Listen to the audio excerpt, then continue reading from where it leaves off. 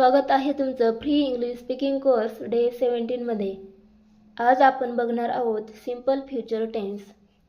Simple future tense म्हणजे साधा भविष्यकाळ।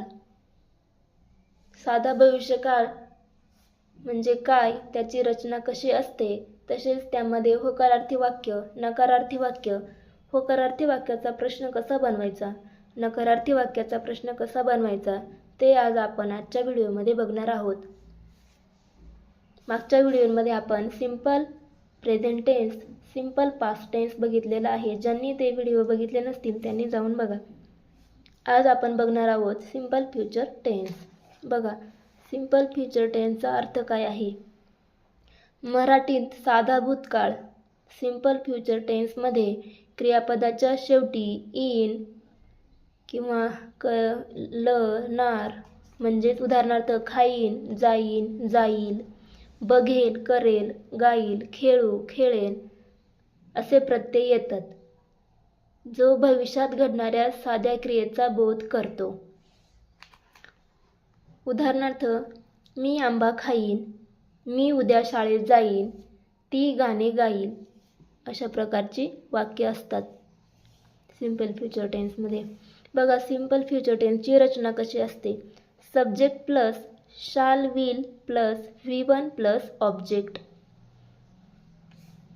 बघा, शालचा वापर आपण आय करता जर आय आणि वी असेल तर शालचा वापर करतो। शालचा वापर फक्त आय आणि वी या क्रियाकर्त्यापुढे करतो, परंतु तसेच विल आपण आय वी यू दे ही शी राम म्हणजे एखाद्या व्यक्तीचं नाव यांपुढे आपण विलचा वापर करतो। आय आणि वी पुढे आपण शालचा देखील वापर करू शकतो आणि विलचा देखील वापर करू शकतो। म्हणजेच रचना अशी होते subject plus will plus V1 plus object. बघा, आता आपण बघूयात पॉझिटिव्ह सेंटेन्सेस म्हणजेच होकारार्थी वाक्य। आय विल स्टडी, मी अभ्यास करेल। बघा, वाक्याच्या शेवटी आलेला आहे ल, करेल। मी अभ्यास करेल, I will study.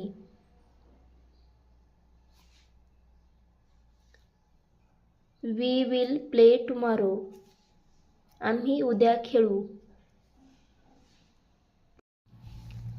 You will drive a car, तू कार चालवशील। You will drive a car, तू कार चालवशील। यू विल गो देअर, तुम्ही तेथे जाल। यू विल गो देअर, तुम्ही तेथे जाल। तेथे साठी वापरतो देअर, जाण्यासाठी गो, तुम्ही साठी यू विल गो देअर, तुम्ही तेथे जाल। They will play cricket, they will play cricket, ते क्रिकेट खेळतील। He will give a book, तो पुस्तक देईल। शी विल मेक लंच, ती जेवण बनवेल। Ram will write a letter, Ram पत्र लिहील। Ram will write a letter, Ram पत्र लिहील। बघा, आता आपण बघूयात नकारार्थी वाक्य म्हणजेच निगेटिव्ह सेंटेन्सेस। बघा, नकारार्थी वाक्याची रचना कशी असते। Subject plus will not plus V1 plus object. या ठिकाणी आपण वाक्य बघितलं, मी अभ्यास करेल, आय विल स्टडी। आता बघणार आहोत मी अभ्यास करणार नाही, मी अभ्यास करणार नाही, I will not study, I will not study. I म्हणजे सब्जेक्ट आय, त्यानंतर विल नॉट, सब्जेक्ट त्यानंतर विल नॉट आणि त्यानंतर V1 म्हणजे study. I will not study, मी अभ्यास करणार नाही। We will not play tomorrow, we will not play tomorrow, आम्ही उद्या खेळणार नाही।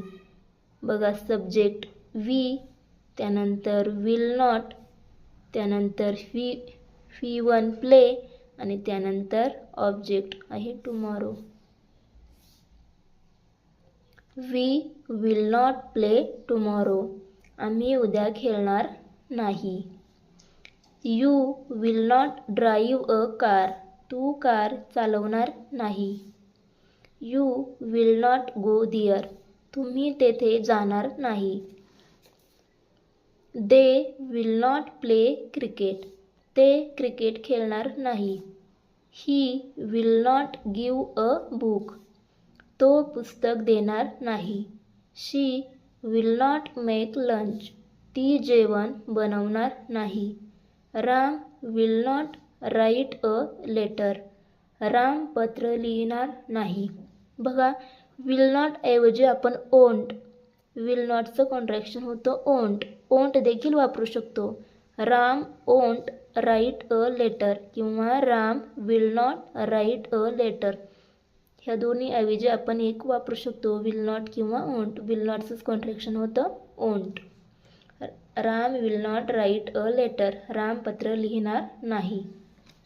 अशा प्रकारे नकारार्थी वाक्य बनवायची आहेत. नकारार्थी वाक्य बनवताना विल नंतर वापरायचं आहे not. I will not study.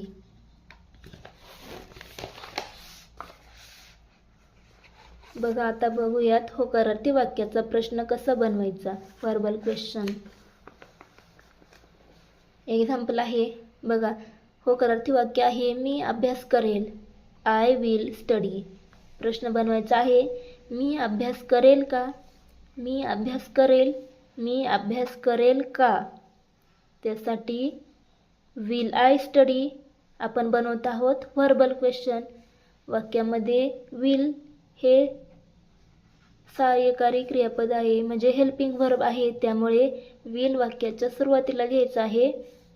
Will वाक्याच्या सुरुवातीला, त्यानंतर I study. I study. Will I study. I will study. Will I study. मी अभ्यास करेल. मी अभ्यास करेल का. Will I study. मी अभ्यास करेल का. Will we play tomorrow. आम्ही उद्या खेळू का. Will you drive a car. तू कार चालवशील का. Will you go there. तुम्ही तेथे जाल का. Will they play cricket. ते क्रिकेट खेळतील का. Will he give a book. तो पुस्तक देईल का. Will make. Will she make a lunch. ती जेवण बनवेल का. Will Ram write a letter. Ram पत्र लिहील का. अशा प्रकारे होकारार्थी वाक्याचा प्रश्न बनवायचा. विल वाक्याच्या सुरुवातीला घ्यायचा. आता बघूयात नकारार्थी वाक्याचा प्रश्न कसा बनवायचा. एक्झाम्पल आहे मी अभ्यास करणार नाही. हे आहे नकारार्थी वाक्य. मी अभ्यास करणार नाही. I will not study. I will not study. प्रश्न बनवायचा आहे मी अभ्यास करणार नाही का. Will I not study. Will घेतलेला आहे वाक्याच्या सुरुवातीला. Will I not study. Will I not study. मी अभ्यास करणार नाही का. मी अभ्यास करणार नाही आणि मी अभ्यास करणार नाही का. बघा, बदल कुठे झाला आहे. विल नॉट ऐवजी इकडे झालेला आहे. आयच्या अगोदर आलेला आहे विल आणि त्यानंतर not. Will I not study. Will I not study. मी अभ्यास करणार नाही का. Will we not play tomorrow. आम्ही उद्या खेळणार नाही का. Will you not drive a car. तू कार चालवणार नाही का. Will you not go there. तुम्ही तेथे जाणार नाहीत का.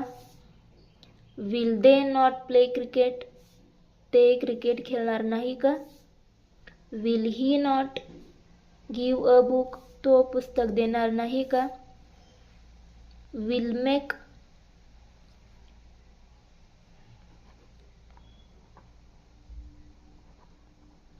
Will she not make lunch. ती जेवण बनवणार नाही का. Will Ram not write a letter. Ram पत्र लिहिणार नाही का. बघा, अशा प्रकारे नकारार्थी वाक्याचा प्रश्न बनवायचा आहे. विल घ्यायचा आहे वाक्याच्या सुरुवातीला, त्यानंतर करता, त्यानंतर नॉट आणि त्यानंतर V1.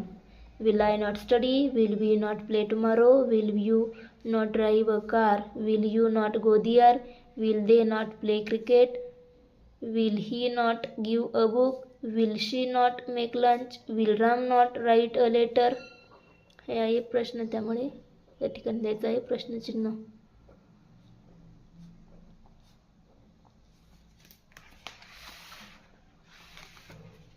अशा प्रकारे बघा, होकारार्थी वाक्याचा प्रश्न बनवायचा आणि नकारार्थी वाक्याचा प्रश्न अशा प्रकारे बनवतात. बघा, आज आपण काय काय बघितला. सिंपल फ्युचर टेन्स म्हणजे साधा भविष्यकाळ, त्याचा अर्थ, त्याची रचना, subject plus shall will plus V1 plus object. त्यानंतर होकारार्थी वाक्य बघितली, त्यानंतर नकारार्थी वाक्य बघितली. नकारार्थी वाक्य बनवताना फक्त विल नंतर वापरायचं आहे नॉट.